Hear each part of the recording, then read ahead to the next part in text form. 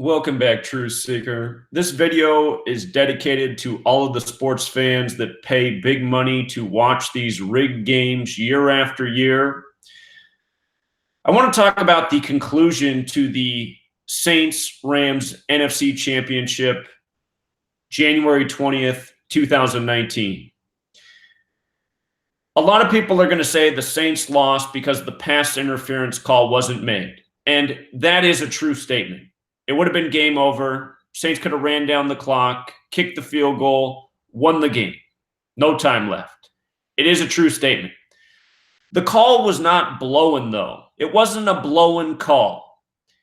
These refs are made to ensure the script and planned outcomes of these games are followed, because these games are scripted. Just like the announcers say every single time, you couldn't have scripted it any better. And for 5 years, I've been teaching the world how these games are scripted, the knowledge you need to know to see through the script.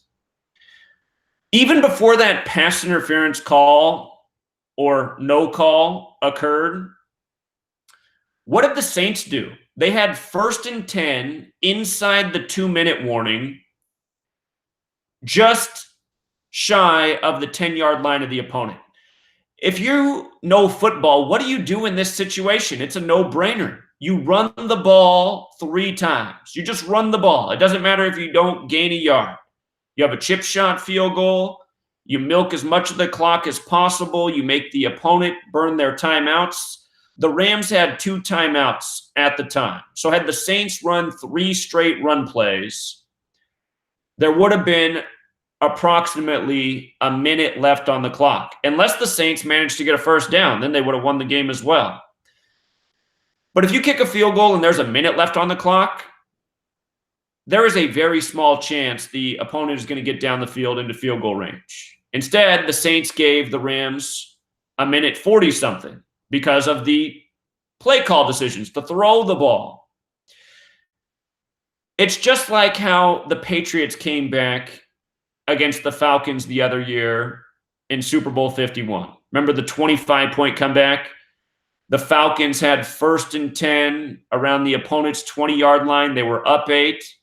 Simple thing to do. Run the ball 3 times, kick the field goal, go up 11. The Patriots would have no time to come back.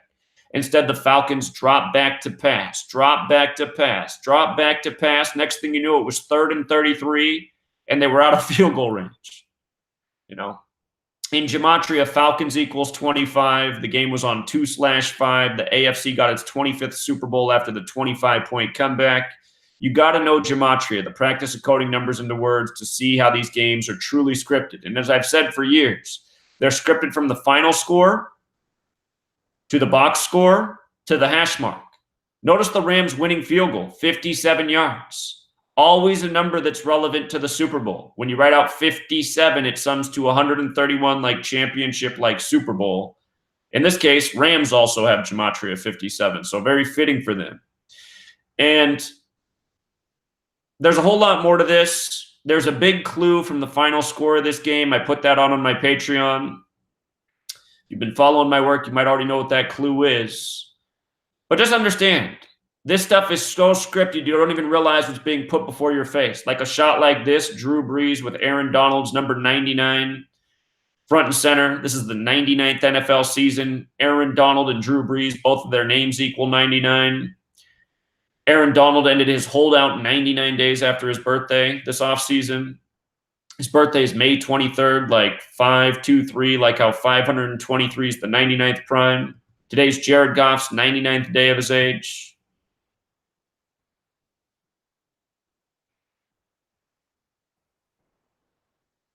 And I mean, just look at the overtime score, 23-23. 23 is the 9th prime number. So if you look at that in primes, it's 9-9, like the 99th NFL season. Plus, what day is the Super Bowl? Is it on 2-3, February 3rd? So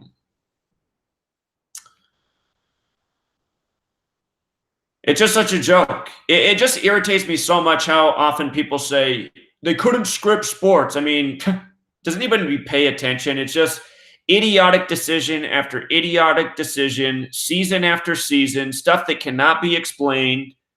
You know, these guys are paid millions of dollars. You know, you could have got a homeless guy who hasn't watched football since he was in high school, and he would have known what to do in the Saints situation. You know, 1st and 10 at what? The opponent's 12-yard line? Is that where they were? Just run the ball 3 times. No brainer. Run the ball 3 times. Easy. You know, same with that Falcons-Patriots Super Bowl. How about how the Patriots won the Super Bowl for that against the Seahawks? The Seahawks haven't thrown a pass on the goal line all season because they got Marshawn Lynch, the most powerful running back in the league. You know, Marshawn Lynch. Nobody stops that guy. He gets a yard every time he carries. They needed 1 yard to win the Super Bowl. Instead, they throw the ball for the first time on the goal line for no reason. And remember how that ended? It was Russell Wilson's 21st pass, intercepted by number 21 on the date February 1st. The down was 2nd and 1 yard to the end zone. Not an accident. Perfect script. And it's the same thing year after year, game after game. Can't emphasize it enough. And it always comes back to the same numbers. I mean, if you've been here for 5 years, I can't tell you how many times I've taught about 57 in the Super Bowl. So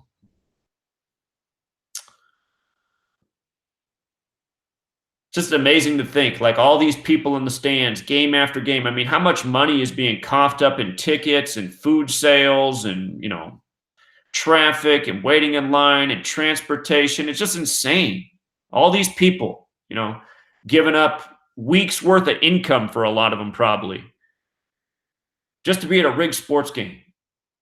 It's meant to mock every inch of their existence.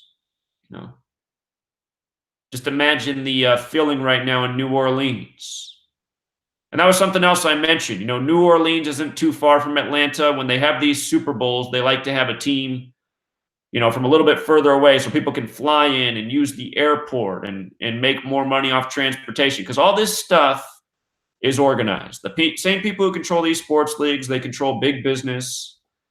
You know, it's a money machine. Now, a lot more people will be flying into Atlanta. You know, a lot more people staying at hotels. It's going to bring more money into Atlanta. New Orleans to Atlanta's a road trip in the car.